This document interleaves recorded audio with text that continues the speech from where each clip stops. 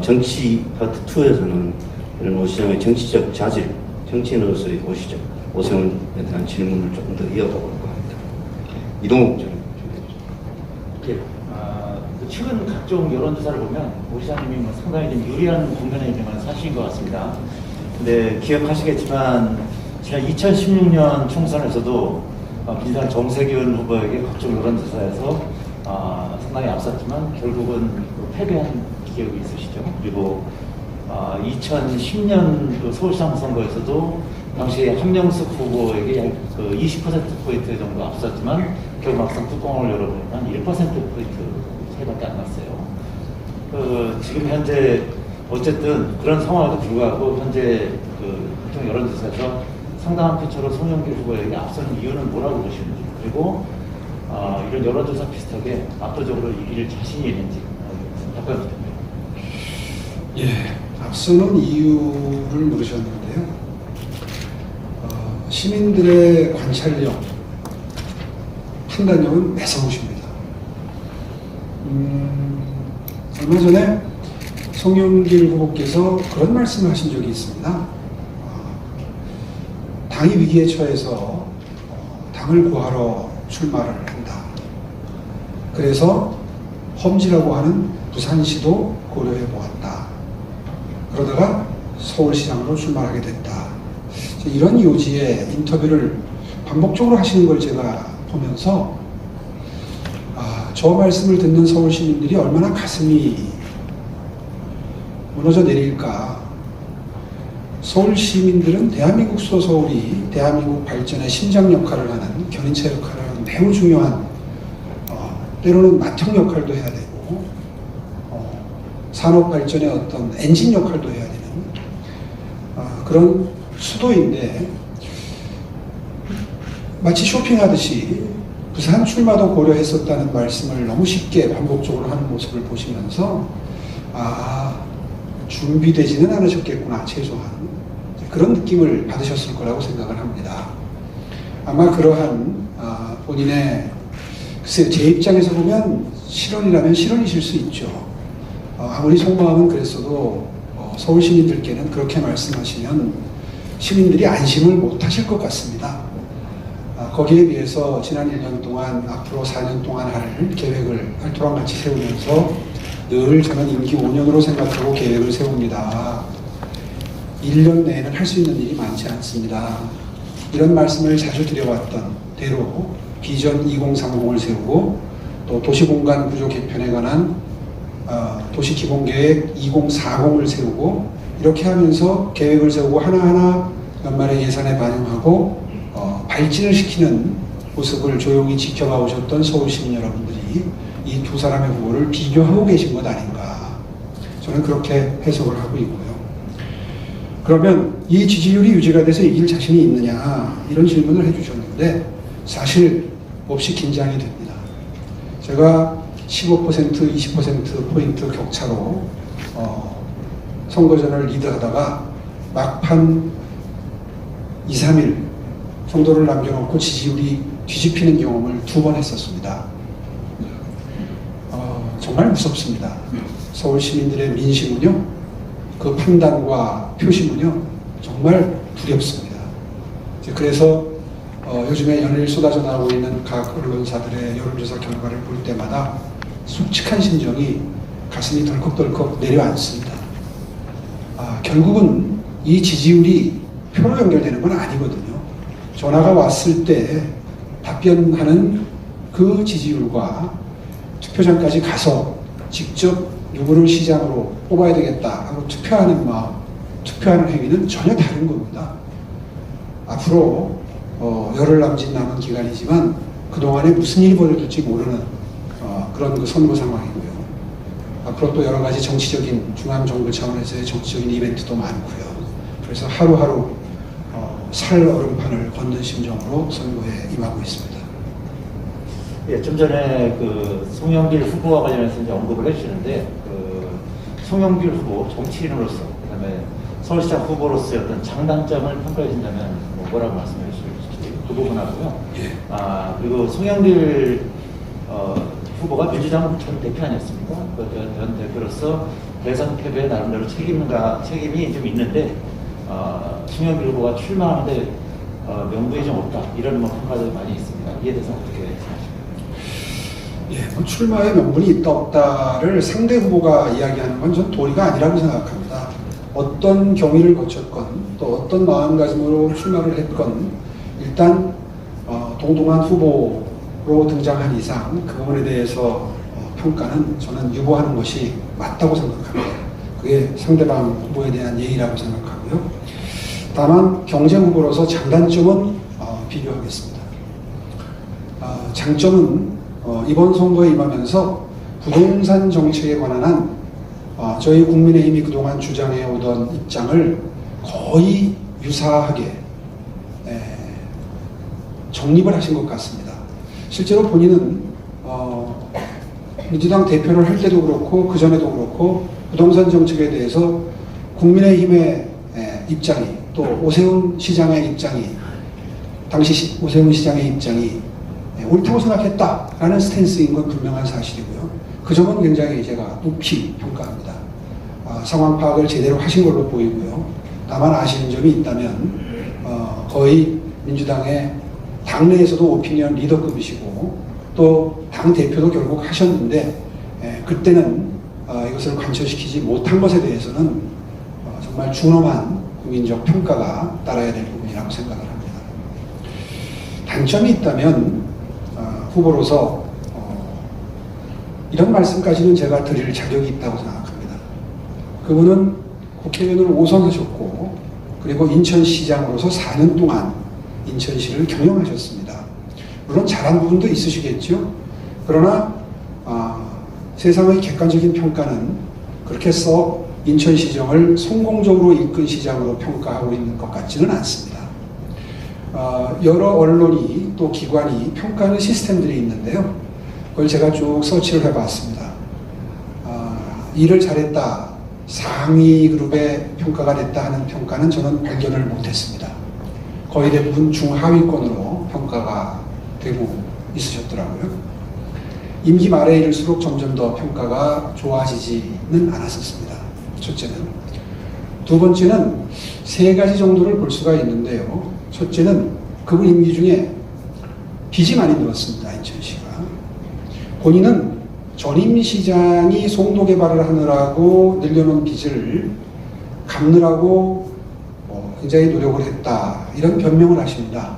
근데 제가 심층적으로 들여다보니까 그 변명은 논리적이지도 않고 사리에 맞지도 않는 변명입니다. 왜냐하면 전임 시장께서 송도 개발에 많이 투자한 건 맞아요.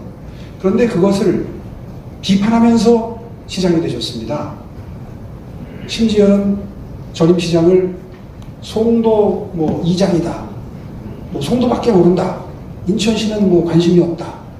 그래서 빚을 많이 늘렸다. 이러면서 부채를 들고 다니면서 이렇게 부채질을 하는 걸 선거운동을 하시면서 어떻게 보면 좀 조롱을 하신 거죠. 그렇게 해서 시장이 되셨으면 빚을 갚는데 총력을 기울이셔야지 옳지. 그렇지 않습니까? 빚이 오히려 늘었다. 9조에서 13조 정도까지 늘었다. 재정 상태를 모르고 시장이 되셨나요? 그런데 4년을 일을 하시고도 빚이 늘어난 거에 대해서 전임 시장 탓을 한다? 이것은 사리에 맞지 않는 말씀이라고 생각합니다. 첫째는. 두 번째는 인천시장을 하면서 무슨 국제기구를 유치했다 이런 말씀을 많이 하십니다. 국제학교를 유치했다. 그거 다 전임 시장님이 송도 개발해놓은 덕분입니다. 송도라고 하는 빈 공간이 생기지 않았으면 그런 유치가 불가능했죠. 적어도 전임 시장님께 그 점에 대해서는 경의를 표하시기 바랍니다. 옳지 않습니다. 두 번째로는 청렴지수입니다. 저는 5년 동안 시장직 수행하면서 청렴도 1등을 2번 만들었습니다. 아시다시피 제 취임 이전에 서울시의 별명은 복마전이었습니다. 서울 경기가 지자체 평가에서 늘 최하위였습니다. 그럴 수밖에 없죠. 이해관계가 걸린 인허가가 많은 곳일수록 부패가 심할 수밖에 없죠. 그 서울시를 저는 청렴도 1등을 2번 만들었습니다. 그건 정보 평가입니다. 객관적인 평가입니다. 인천시는 총념도가 만년 하위였습니다. 세 번째, 가장 중요한 겁니다. 공약 이행률입니다. 인천시장으로 4년 재임하고 나서 마지막 해에 매니페스토 실천본부에서 평가한 평가가 매우 좋지 않습니다. 공약 이행률 15%입니다. 저는 깜짝 놀랐습니다. 대부분의 지자체들의 공약 이행률은 적어도 60-70%는 넘습니다. 저는 그보다 훨씬 높았고요. 작년에 그 어려운 시의회 상황에서도 제가 했던 작년 보궐선거 189개 공약은 100% 착수율을 기록하고 있습니다. 많은 비교가 될 겁니다. 이렇게 그분의 업무 수행 평가, 청렴도, 비제 증감 이런 종합적인 평가를 해보면 결코 인천시장으로서 성공한 시장은 아니셨다. 이 점을 정말 정확하게 짚고 선거 전에 임했습니다. 예, 제가 본의 아니게 오 시장님한테 팔을 깔아준 듯한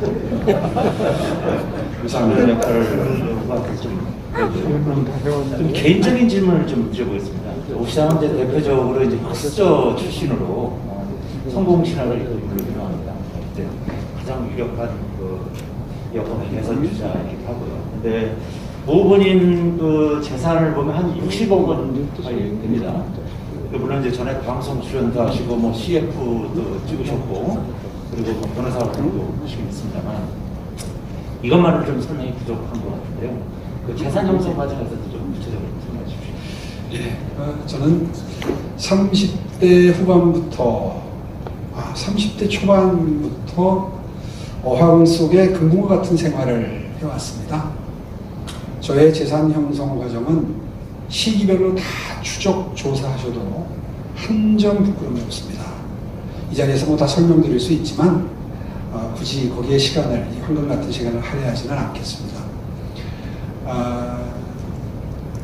오히려 정치를 시작해서 재산을 일구는 데는 오히려 마이너스 요소가 더 많았습니다. 최근에 그 시장이 작년에 돼서 주식 백지 신탁을 하라는 그 건의의 결정을 받고 백지 신탁을 하려다 보니까 백지 신탁할 곳이 농협밖에 없더라고요. 농협에 전화를 해봤어요. 백지 신탁하면 어떻게 됩니까? 그러니까 놀라운 답변이 저희는 계속해서 이렇게 투자를 반복해서 재산을 관리해 드리는 게 아니라 받으면 그냥 바로 팝니다. 이렇게 답변을 해요. 그래서 그럴 리가 있느냐, 이게 백지, 그러면 내가 팔지 왜 당신들한테 백지 신탁을 하고 수수료까지 무느냐. 그랬더니 아니 뭐 저희는 그렇게밖에 안 합니다. 이제 이게 그 답변이셨어요. 그래서 제가 권익위원장님께 전화를 드렸습니다. 이 제도가 이렇게 운영되는데 이게 옳습니까? 공직에 취임하는 게, 고위공직에 취임하는 게 죄가 아닐진데 정상적인 관리를 해줄 수 있는 수탁기관을 복수로 만들어야 경쟁이 돼야 이 사람들이 열심히 관리해 줄 것 같습니다. 한 군데 더 지정해 주십시오. 관심이 없어요. 며칠 전에 만났더니 전혀 아무런 변화를 모색하지 않고 임기를 마치셨더라고요. 이 말씀을 왜 드리냐 하면 백지 신탁을 하라고 그러는데 안 하고 이제 소송을 했습니다. 이제 옳지 않다. 이 백지 신탁 시스템 자체가 이게 앞으로 고위공직자 되는 분들에게 다 이게 바람직한 제도가 아니다. 이걸 보완해야 된다. 이런 관점에서의 소송 제기였는데요. 결국은 1심에서 패소를 했습니다. 그래서 패소된 다음에 다 팔았어요. 그런데 아시다시피 요즘에 대세 하락기라 엄청난 손해를 보고 다 팔았습니다. 이제 다 팔았는데요. 지금도 댓글에는 왜 백지 신탁 안 하고 뭐 주식을 갖고 있느냐 잘 모르시니까 그런 댓글들이 다니는데 억대 단위의 손해를 보고 다 팔았다는 점 이번 기회에 분명히 밝히고요. 재산관계에 대해서 질문을 주셨으니까 다시 재산 형성 과정으로 돌아가서 저는 살면서 1가구 2주택을 아직 가져본 적도 없습니다. 그게 법적으로 금지된 것도 아니고 사회적으로 지탄받기 전에도 집 하나 사면 집 하나 꼭 팔았습니다. 집사람이 굉장히 억울해하는 부분인데요. 제 아내가 당신은 어떻게 그렇게 재산 형성에 관심이 없냐, 누가 당신한테 이렇게까지 하고 살으라고 그랬냐, 이런 얘기를 가끔 저한테 항의 쪽으로 합니다. 그럴 정도로 저는 모범적인 재산 관리를 해왔다고 자부하고요. 그 점은 뭐 다 뒤져서 보셔도 전혀 거리낌이 없다. 이렇게 답변드리겠습니다. 그럼 이제 그 과정에서 추가 질문을 드릴 텐데요. 최근 그 민주당이 성명을 내는데 오 후보가 HLB라는 그 바이오 주식을 가지고 하루살기에 25%, 뭐 3일 만에 50% 가까이 이득을 취했다. 이렇게 논평을 했습니다. 그러니까 3일 만에 민주당 주장으로는 한 3억을 벌었다는 것이죠. 그러면 오 시장님은 그 주식을 다 팔았는데 민주당이 잘못 알고 논평을 낸 거다. 이런 말씀. 그렇습니다. 100% 허위사실 유포입니다. 아, 그렇습니까? 그래서 지금 사실 그래서 제가 개인적으로 송영길 후보를 모르고 사는 처지도 그런 관계는 아니거든요. 비슷한 시기에 정치를 해서 서로 만나면 뭐 안부도 묻고 하는 사이인데 그걸 굳이 100% 허위사실 유포인데요. 법적으로는 그래서 한 번도 문제 삼지 않았습니다. 그 기사 그대로 지금 떠 있습니다. 제가 지금 무대응으로 일관하고 있고요. 부탁하고 싶은 게 있다면 그 잘못된 성명은 철회하시고 사과를 하시는 게 맞습니다. 그 HLB라는 주식이 지금 최근에 며칠 사이에 급등을 했는데요. 제 아내가 얼마나 억울해 하겠습니까? 그 전에 다 팔았거든요. 그 점은 분명한 사실입니다. 하나 더 여쭤보자면요. 그 20대 총선에서 이제 여동생인 오세연 당시 그 KT 신사업공사 전무가 민주당의 비례대표로 신청한 적이 있습니다. 네. 기억하시죠? 네. 근데 면접까지 본 뒤에 다음 날에 결국 그 신청을 철회한 바가 있습니다. 네. 오 후보가 압력을 가하신 건가요? 압력을 가했다기보다는 그때 정치 상황이라는 게 뭔지를 설명을 해줬죠. 그게 정확한 표현일 겁니다. 본인은 저희 여동생이 그 컴퓨터공학과를 나온 공학도 사회생활을 시작을 해서요. 계속해서 컴퓨터 보안 쪽에 특기를 가진 어떻게 보면 그 업계에서는 일가를 이룬 지금 블록체인 전문가입니다. 그러니까 그런 그 공학에 집중된 인생을 평생 살아온 그 스펙이고요. 그렇기 때문에 정치 상황에 대해서 뭐 어느 당에 가서 무슨 일을 한다 이런 거에 가지는 오빠한테 줄 수 있는 정치적인 어떤 영향이나 이런 거에 대해서 사실 굉장히 무지한 상태였습니다. 그런 상태에서 아마 민주당 쪽에서 전문가 영입 케이스로 어떤 언질이 있었던 것 같아요. 근데 사실 그때 제 여동생이 한동안 직장 생활을 쉬고 있을 때였습니다. 그러니까 본인은 아마 인생 2모작, 3모작으로 인생 설계를 했겠죠. 그런 상태에서 아마 순간적으로 나도 한번 뭐 이런 생각을 했던 것 같아요. 근데 그게 이제 그러고 나서 면접을 보고 저한테 뛰어왔더라고요. 그때가 한참 제가 선거운동을 하고 있을 때였습니다. 그때 종로에 출마했을 때로 기억이 되는데요. 그래서 제가 그 말을 듣고 네가 네 인생을 스스로 개척하는 거는 그건 뭐 오빠 입장에서 박수를 치고 도와줄 일이지만 네가 그런 정치적인 선택을 함으로써 아마 앞으로 나한테 올 세간의 평가가 그다지 도움이 되는 방향은 아닐 거다. 네가 그동안 정치에 너무 관심도 없고 무관한 인생을 살아서 사실 그 부분에 대해서 잘 알기 힘들었을 텐데 이러이러한 장단점이 있다. 그리고 앞으로 정치를 시작하면 이러이러한 어려운 인생이 기다리고 있다. 이런 말을 가감없이 좀 해줬습니다. 그 말 듣고 내가 심사숙고 해볼게 그러더니 그 다음날 철회했거든요. 이제 그게 좀 과장되게 보도가 되고 해서 아마 그때 조금 이슈가 됐던 것 같은데요.